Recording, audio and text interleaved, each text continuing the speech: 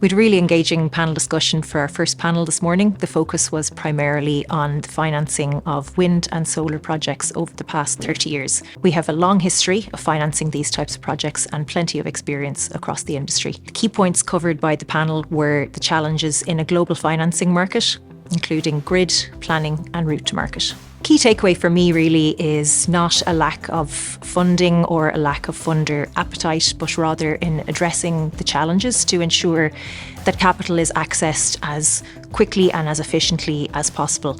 And that means addressing common challenges across the renewable sector, including grid planning and route to market. My key takeaway from the panel this morning was that while RES is trucking through and we're into RES 4 now, there are still problems with the system. There are still problems with the planning and grid systems, but RES is still imperfect.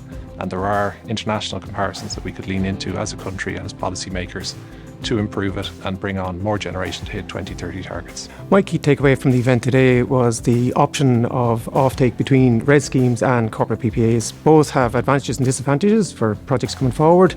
The RES framework is very well understood by financiers, so they're very comfortable funding projects in the scheme, whereas corporate PPAs have more challenges and generally take longer to finance, and sometimes with extra costs as well. But both are very viable routes to market, and I think we're going to need both in order to hit our 2030 targets. I think it's important to get together as an industry in person. Events like this, take time out and come and meet people, building relationships. It's important for people like me to hear other points of view and challenge my own assumptions and understandings. And it's important to have that cross-pollination and cross-learning from industry peers across professions in banking, in investors, fellow developers and the legal profession. I think events like this are very useful for industry to connect, share ideas, understand the latest in the market. It's fortunate it's happening today after RES 4 results, so there's plenty of news to go around. So I think these are very good ways of connecting with different stakeholders in the industry and making the connections as the industry grows.